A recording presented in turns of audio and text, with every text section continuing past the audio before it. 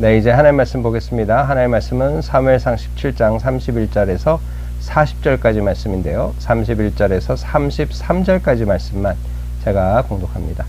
어떤 사람이 다윗이 한 말을 듣고 그것을 사울에게 전하였으므로 사울이 다윗을 부른지라. 다윗이 사울에게 말하되 그로 말미암아 사람이 낙담하지 말 것이라. 주의 종이 가서 저 블렛 사람과 싸우리이다 하니 사울이 다윗에게 이르되 내가 가서 저 블렛 사람과 싸울 수 없으리니 너는 소년이요 그는 어려서부터 용사이비니라. 아멘. 예, 지금 우리는 사무엘상 17장에 다윗의 화려한 등장을 살펴보고 있습니다. 어떤 내용입니까? 네, 세상의 위협, 이 골리앗으로 대변되는 세상의 위협 앞에 이스라엘 백성들은 한없이 초라해졌습니다. 골리앗의 그 엄청난 어떤 체구 앞에 기가 죽은 거죠. 바로 오늘 우리의 인생이 그럴 수 있다는 거죠. 세상의 위협, 세상의 위협. 오늘 그 세상의 어떤 조직과 돈과 권력과 힘에 우리는 어떻게 반응해야 되는지 생각하게 하는 거죠. 그러나 오늘 다윗은 좀 달랐습니다. 하나님의 방법은 달랐던 거죠. 하나님은 이 다윗이라는 아주 연약한 한 소년을 이 전쟁터에 등장시킵니다.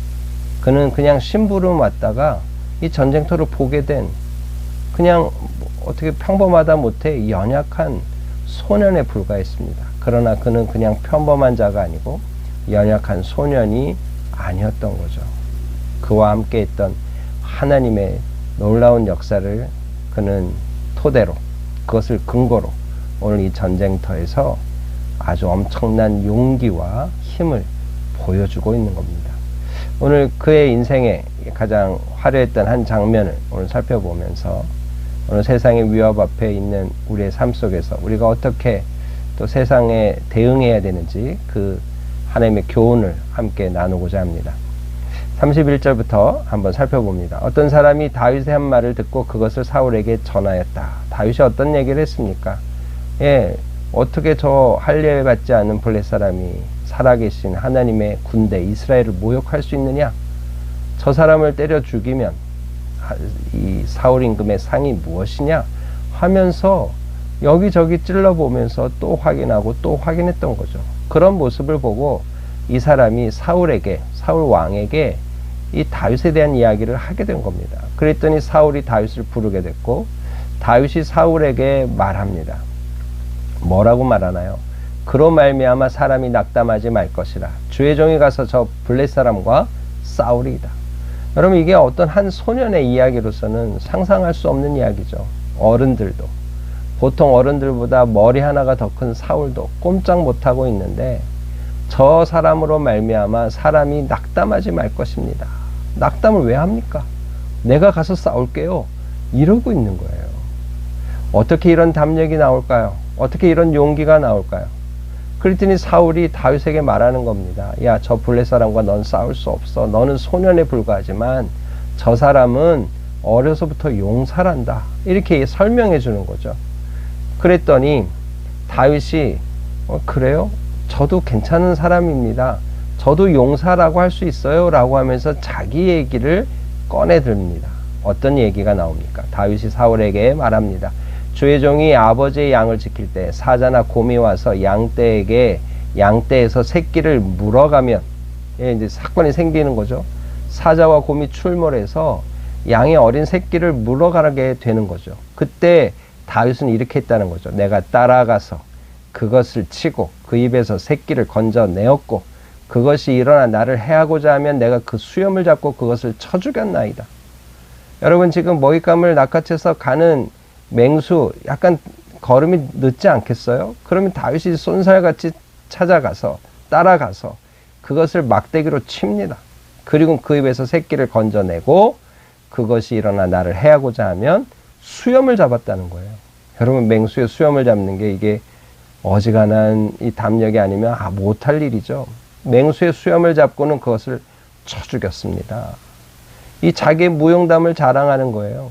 그러면서 주의 종이 자기를 일컫는 말이죠. 사자와 곰도 쳤은즉 살아계신 하나님의 군대를 모욕한 이 할례 받지 아니한 저 사람도 내가 무찌를 수 있다. 그도 짐승의 하나같이 내가 만들겠다. 이렇게 큰 소리 치는 거예요.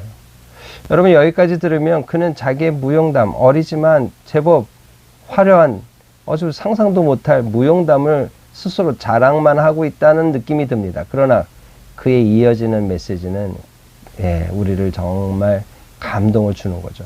이 37절입니다. 또 다윗이 이르되 여호와께서 나를 사자의 발톱과 곰의 발톱에서 건져내셨은즉. 마치 자기 혼자 자기 잘나서 이 일을 한 것처럼 얘기하지만 그게 아니라는 거예요. 사자의 발톱, 곰의 발톱에서 여호와께서 건져내신 결과라는 거죠. 그런 하나님을 내가 경험했기에 이 블레셋 사람 손에서도 하나님은 나를 건지실 겁니다. 이 믿음을 지금 갖고 있는 거예요.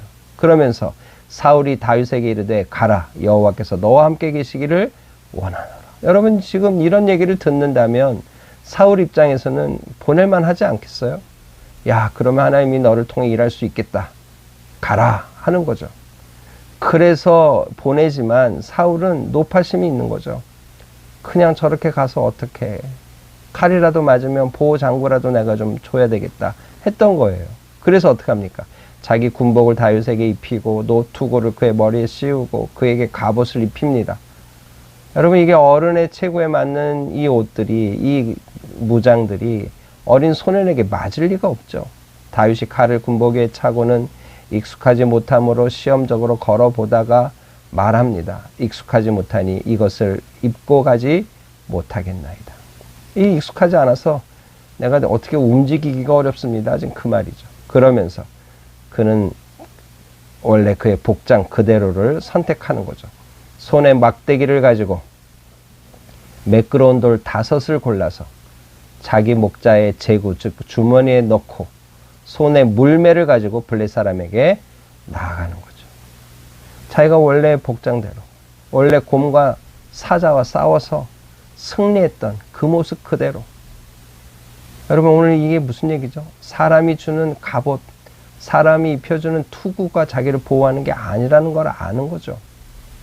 그것이 몸에 맞았다 그래도 다윗은 쓰지 않았을 겁니다. 그렇죠? 하나님이 함께 하시면 사자와 곰도 이겼는데 저 골리앗 못 이기겠냐? 이런 지금 믿음의 기계가 있는 거죠. 여러분 그래서 그렇게 골리앗 앞에 서게 되는 겁니다. 여러분 오늘 이 말씀이 오늘 우리에게 주는 교훈이 무엇인가요? 3가지로 나누려고 하는데요. 첫 번째는 주 앞에 담대함은 주의를 압도합니다. 두려움에 완전히 휩싸여서 벌벌 떨고 있는 이스라엘 백성들 앞에 이 어린 소년이 서서 하는 말이 뭐였어요? 두려워 마라. 낙담하지 마라. 내가 싸운다. 이런 얘기 하는 거예요. 여러분 어린 소년 역시 두려움에 확 사무칠 수 있는 상황이죠.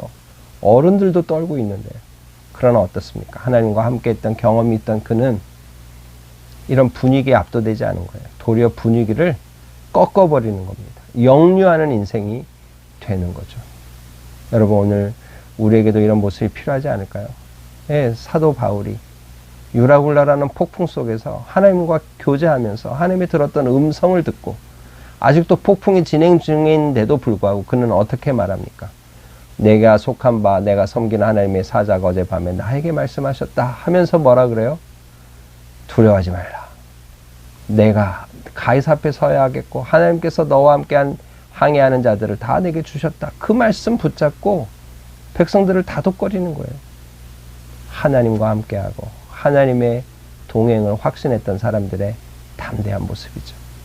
오늘 우리에게도 이런 모습이 있으면 얼마나 좋을까요? 충분히 주님은 우리에게 일하셨습니다. 역사하셨습니다. 보여주셨습니다. 이제 우리가 이 믿음을 드러내야 되지 않을까요? 네, 바로 그렇습니다. 바로 지금 다윗은 과거의 경험이 그를 붙잡고 있었어요. 곰과 사자의 발톱에서 나를 건지신 주님이 이 블레셋 사람 앞에서도 나를 건지실 것이다.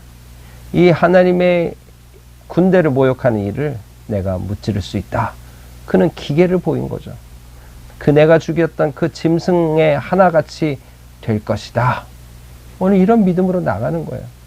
여러분 어떻습니까? 에베네셀에 여기까지 도우신 하나님을 경험하는 성도들은 앞으로 어떤 일이 닥칠지 몰라도 믿음으로, 여호와 이레의 믿음으로 모리아산에 올라가는 믿음을 보일 수 있는 겁니다.